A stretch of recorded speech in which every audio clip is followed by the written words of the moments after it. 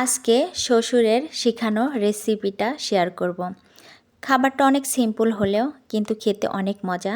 সবাইকে আসসালামু আলাইকুম। এর জন্য লাগবে মিষ্টি কুমড়ার ফুল। আর এই ফুলটা আমার শ্বশুর আব্বাই নিয়ে আসছে, বলছে বড়া বানানোর জন্য। আর আমি কিন্তু কখনো খাইনি মিষ্টি কুমড়ার ফুলের বড়া, আবার বানাইও নি। তো আমার শ্বশুর আমাকে শিখিয়ে দিয়েছে কিভাবে বানাতে হবে। তো প্রথমে হচ্ছে মিষ্টি কুমড়ার ফুলটা হচ্ছে বুটা ছাড়িয়ে সুন্দরভাবে বেছে নিতে হবে। আর কে কী খেয়েছেন অবশ্যই কিন্তু কমেন্টে জানাবেন। তো এই যে দেখতেই পাচ্ছেন আমি কিভাবে মিষ্টি কুমড়ার ফুলটা বেছে নিচ্ছি। আর সবাইকে কিন্তু আসসালামু আলাইকুম, আশা করি সবাই ভালো আছেন।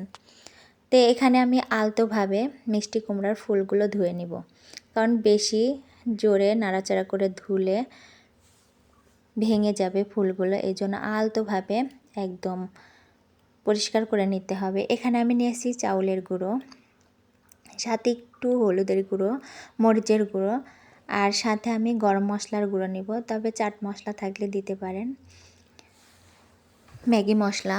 আর এখানে স্বাদ মতো লবণ দিয়ে অল্প অল্প করে পানি নিয়ে আমি মাখিয়ে নেব।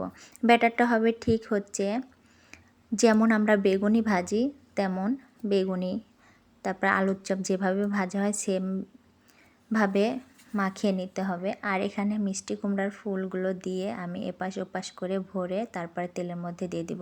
তবে কিন্তু আমি ডুবা তেলে দিই নাই, অল্প অল্প তেলেই আমি ভেজে নিব। আর এত মশমশা হবে, অনেক মশমশা হবে। তো আমি হচ্ছে এভাবে ভেজে নিব উল্টিয়ে পাল্টিয়ে।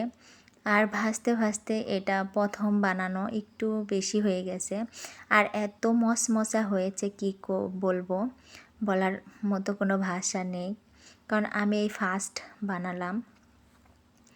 তারপরে হচ্ছে আমি পরবর্তীতে আবার দিয়ে ভেজে নিব। তবে কারা কারা খেয়েছেন অবশ্যই কিন্তু কমেন্টে জানাবেন। আর আমার রেসিপিটা কেমন লাগলো অবশ্যই ট্রাই করে দেখবেন। আসলে আমি কখনো কিন্তু খাইনি, ভীষণ মজা খেতে। তবে এই রেসিপিটা কিন্তু আপনি ডিম দিয়েও বানাতে পারেন। মিষ্টি কুমড়ার ফুলের বড়াটা খেতে কিন্তু ভীষণ ভালো লাগে। যাই হোক, আমার রেসিপিটা আপনাদের মাঝে শেয়ার করলাম, কেমন লাগলো অবশ্যই কমেন্টে জানাবেন। তো এই যে আমি এখানে হচ্ছে ফুলগুলো মানে একসাথে লেগে গেছে, আমি ভেঙে ভেঙে নিচ্ছি। আর দেখেন কত মশমশা হয়েছে, একদম লোভনীয় খেতে। যাই হোক, আমার কিন্তু হচ্ছে বড়াটা ভাজা হয়ে গেছে, প্রায় কমপ্লিট। আমি উঠিয়ে নিচ্ছি এই যে। আর এটা কিন্তু ভাত দিয়েও খাওয়া যায়, এমনিও খাওয়া যায়, যে যেভাবে খেতে পারবেন। আর আজকের মতো ভিডিও পর্যন্ত, আল্লাহ হাফেজ।